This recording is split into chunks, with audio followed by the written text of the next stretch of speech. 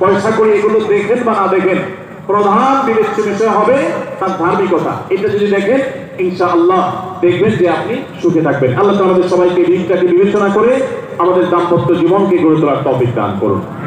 তৃতীয় যে পয়েন্টটি বলতে চাই তা হলো দাম্পত্য জীবনের সুখের মূল মন্ত্র হলো সবর এবং শুকর। সবর এবং আমাদের দেশে সর্বস্তরে, শুধু দাম্পত্য জীবনে না, সব ক্ষেত্রে বেসবরি, ধৈর্যহীনতা, অসহিষ্ণুতা এটা এমন পর্যায়ে চলে গেছে। আপনারা পত্রিকার পাতা খুললেই দেখবেন যে বিয়ে বাড়িতে চিংড়ি মাছ দেওয়া হয়েছে, সাইজ একটু ছোট, সেই জন্য মারামারি হয়েছে। শুধু বিয়ে ভাঙছে তারা 2-4 জন মারা হয়ে গেছে। শোনেন না আপনারা? মানে 4-5 দিন আগে নিউজ দেখলাম যে বিয়ের অনুষ্ঠানে সামান্য একটু কথা কাটাকাটিকে কেন্দ্র করে মেয়ের ভগ্নিপতি না খুব নিয়ারেস্ট একজনকে পিটিয়ে মেরেই ফেলেছে। ভাইরা আমার,